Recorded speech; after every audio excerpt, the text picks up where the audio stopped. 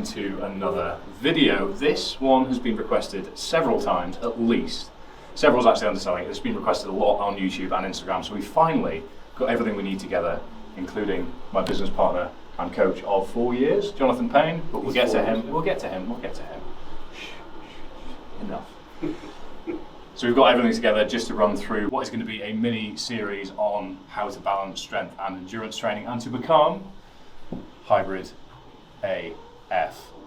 That's what we're all after, that's why we're all here, so we are going to get straight into it. Today's focus is going to be how I manage strength and endurance training and what my current training plan looks like to manage strength alongside triathlon training.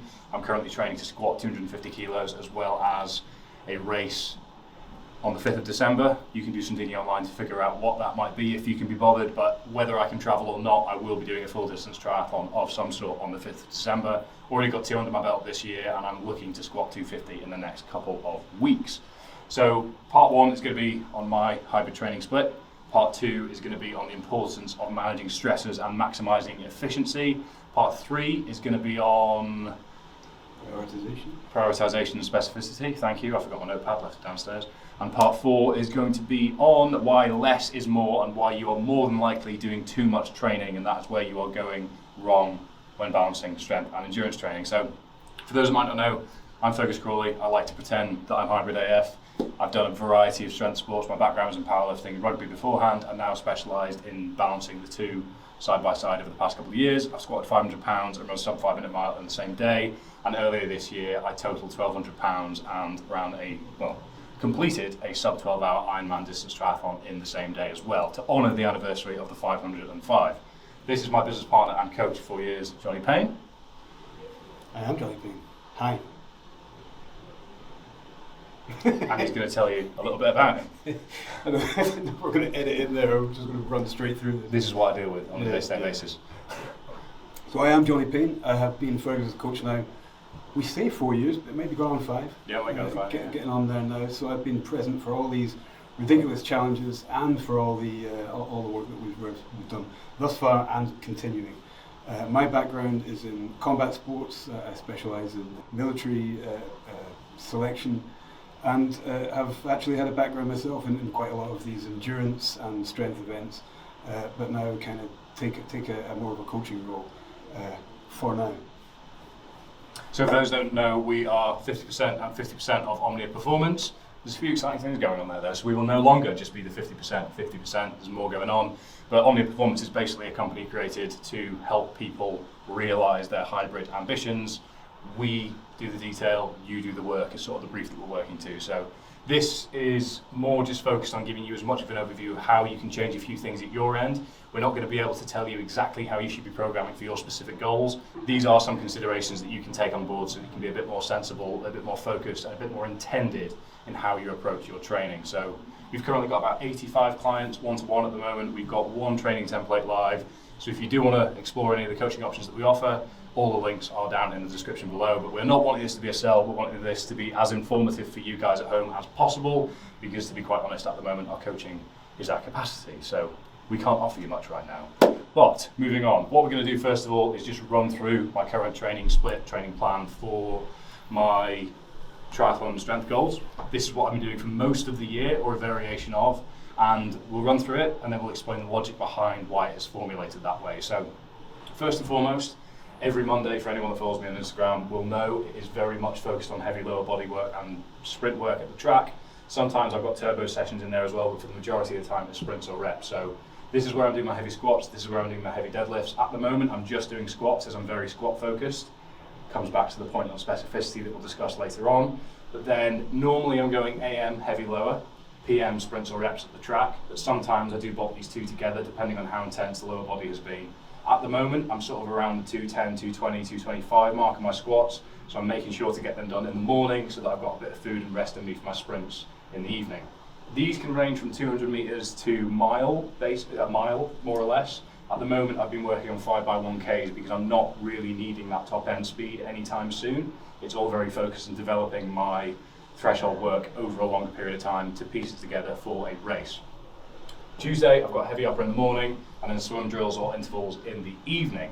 And here, you're already seeing an example of something we'll touch upon a little bit later, which is the concept of pre-fatigue, and how that can be a very, very useful tool in your arsenal to get more return for less overall volume if you are just training for strength or just training for endurance independently. Because you can't just rely on doing 100% of a training program for strength or 100% of a training program for running, for triathlon, etc., because that is 200% capacity. And as a human being, you're only capable of 100%, which is why you're probably feeling tanked, ruined, and wondering how on earth people get this right. So we'll get onto that more, but this is a quick example. We'll touch on the details of that near the time. Wednesday is normally turbo train in the morning and tempo run in the evening. So this is basically just helping teach my legs that when I bike, I run. So the bigger focus of that is later on the Saturday, because all our Zone 2 work is done on Saturdays. But turbo train in the morning will tend to be a hard section on the Sufferfest, on Zwift, or something like that. It'll be interval work, so it'll be sitting around the sweet spot FTP-wise. And then tempo run in the evening will be around threshold heart rate or just below. And the intention here is just to be drilling that pace over time so we can incrementally chip it down, as well as feeling more comfortable off the bike, so that when we get to the brick runs on the weekends, we're feeling more and more comfortable and don't have that wobbly gas station balloon thing effect coming off the bike. It tends to happen. Thursday tends to be volume swim, so this is normally where I go in the open water or I'm just doing a distance in the pool. Steady work, race pacing or just below. I've only really got 1 or 2 gears in the pool, race pace or sending it, nothing in between. I think anybody that has more gears than that is a professional swimmer or a professional triathlete. Nobody's going to tell me otherwise. So that's basically just race pace, steady work, simple. That builds up to about the 4K mark ahead of race days, etc., but can be as low as 1,500 meters if we're starting a training cycle.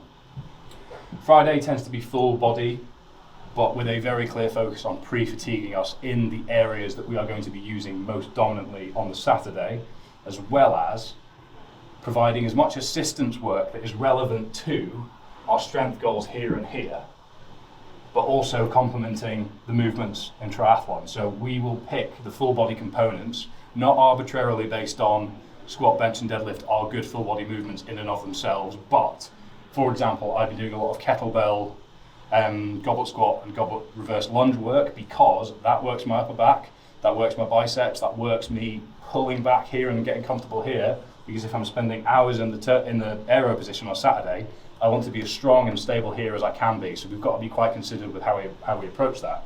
We tend to follow that with a LISS run, which is just around the 140 heart rate mark, because that again is just an element of pre-fatigue where we are doing our LISS under fatigue. So we are eliciting systemic fatigue sooner than we would if we were doing the LISS fresh. I hope that makes sense. We'll get onto that in a bit more, but that is the premise. Saturday, whatever I'm training for will always be my long Zone 2 work. For about 4 years now, Saturdays are my long days. So when people ask me to do things on Friday, I'm like, idiot, I've got a long run on Saturday, but they obviously don't know that. It's just ingrained into my brain now. So at the moment, that's brickwork, which for those that don't know is building bricks. So you're stacking a run on top of a bike, or the more colloquial term, because your legs feel like bricks when you're doing them. So this can be anywhere from 90 minutes on the bike, 30 minutes on the run, to 5-6 hours on the bike to 3 hours on the run. It's got as high as that ahead of time. So this is where the majority of the low intensity volume is concentrated. And this brings us to an important point now, which I kind of touched upon before, which is you can't simply rely on volume to get you to your end goal if you're focusing on strength and endurance. If you were just training for an Ironman, if you're just training for an ultra, you could just run, you could just cycle, you could just swim, and you'd incrementally get better. But when you're adding in the additional stresses of strength training at an intense level, that is going to make the overall fatigue throughout the week much harder to recover from. So we need to be very careful with how we balance and increase our volume on the low intensity stuff so that we aren't tanking ourselves over time, because the aim here is just to build and build and build and build and build steadily, rather than periodizing too far in advance, because so much can change, the way we react to certain things can change.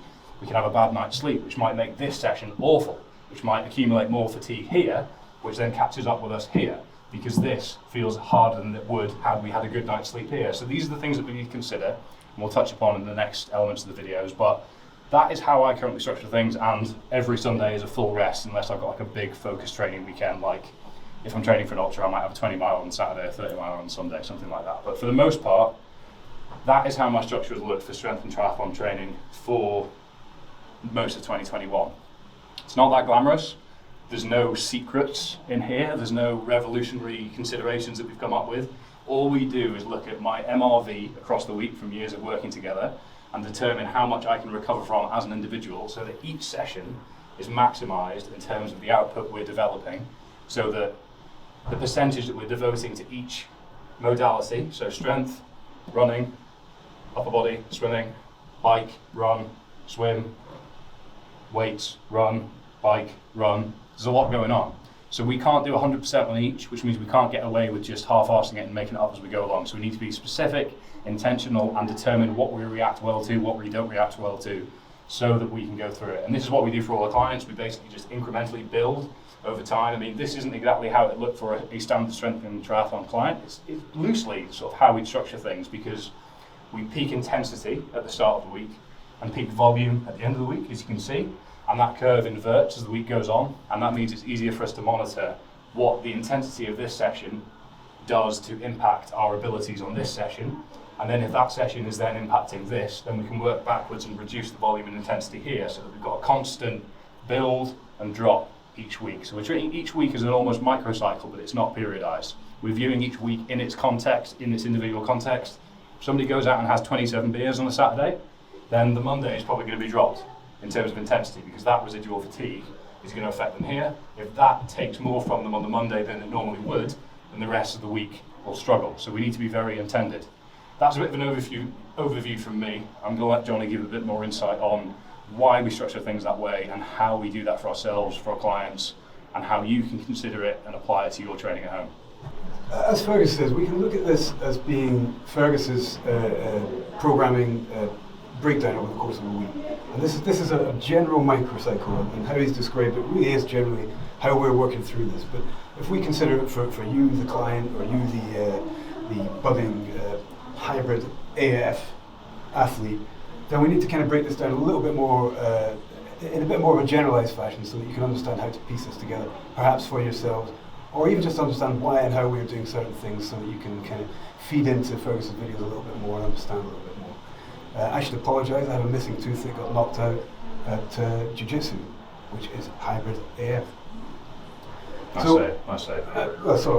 Anybody who knows me knows that this tooth comes and goes. It's a little bit of a today, will I have a tooth, tomorrow will I? It goes with the dogs there. It goes in, don't fight again, won't fight again. Fights again, loses tooth, here we are. Okay, so at this point, it's Pirate Johnny on video. So if we consider, as Fergus said, we've got this kind of intensity drop. So the intensity at the beginning of the week is very, very high, and the intensity at the end of the week on these low and the larger volume sessions is relatively low in comparison. And the volume here is low, and the volume here is high. So we have this crossover. What that does for us is two things. One is it separates the different functions of each separate day within the microcycle. And two, also allows for a certain amount of recovery between these separated parts. So in actual fact, the high intensity work, a great recovery protocol for that is higher volume, lower intensity work, and vice versa. So if we've done low intensity, high volume here, a great protocol for recovery is actually high intensity, relatively well managed squatting, for instance, full range of motion, you've got a full stretch going on, etc., without too much occlusion may happen over here. So if we consider training itself and remove these kind of elements like lower, like sprints, and like heavy upper and all the rest of it, and consider the body to be physiologically responding to stressors, then the way we're piecing this together is that if we think of the stressor as being a spectrum from intensity to volume, the body has no idea whether we're lifting weights, whether we're running upstairs, whether we're cycling a bike, whether we're swimming or whatever. It just understands that we're placing it under a certain amount of pressure, be that resistance pressure or a cardiovascular pressure. There's stress happening. So what we want to do is kind of take all these things off the board and consider where they might sit on this spectrum that we're describing. Probably should have drawn a spectrum. Probably, yeah. So we've got intensity here and volume here. I'm sure you can manage that from the beginning. If we consider, and we just pick something randomly, like perhaps a low, where we've got your swim here, your volume swim in here, and we consider where that sits on this kind of intensity spectrum, we could roughly put it in here. So we've split this up as the intensity drops and the volume grows. That's what we've done with every kind of different element within programming. Okay, where might this fit? Where might that fit? And how does that fit into this kind of cycling of volume and intensity and this overall management of stresses. And another element to that Fergus has described pretty succinctly earlier on is that these are the internal, if you like, stresses that we can manage from a coaching perspective. These are the inputs, these are the outputs that we're managing, that we're considering in a programming methodology. So when we're considering the outcome being performance or the outcome being sort of a goal orientation, these are the things that we have to look at. But we also have to consider that there are external stresses, like getting your teeth knocked out and feeling bad about that emotionally. Johnny's not training today. So when we consider those kind of things, we've also got to manage the weekly kind of cycle of these stresses. So if we take them across this spectrum and we place them throughout the week as we have done in this manner, then we're keeping certain stresses away from other stress. We're allowing this kind of cycle of recovery to continue. And then we as coaches or as athletes are looking in on this kind of from a high level and considering how each one impacts us on a daily basis. So when we talk to our clients, or a better example probably for this video is when Fergus and I work together, which is all the time, I'll look at how he's performed in that tempo run, if he's kept his notes up in that tempo run, or I'll look at how the squats have gone. And as you all know, I could use Instagram for that as much as I could use his note. But we can look at how that performance goes, and then we can base this run off it. So we may have had this written up previously and say, okay, on the tempo run today, what we're going to do is X speed, we expect X amount of heart rate from it, we're going to go for X amount of distance. Because of the nature of the outcome, we might have some gradient to normalise in there, etc., etc. But it's all encompassed within a kind of an idea that we have, a framework that we have as to how he's going to perform. But let's say on this day here, he gets his tooth knocked out, or something equally ridiculous happens. This session may not come out as we hoped. This horrendous moment has happened on the Sunday.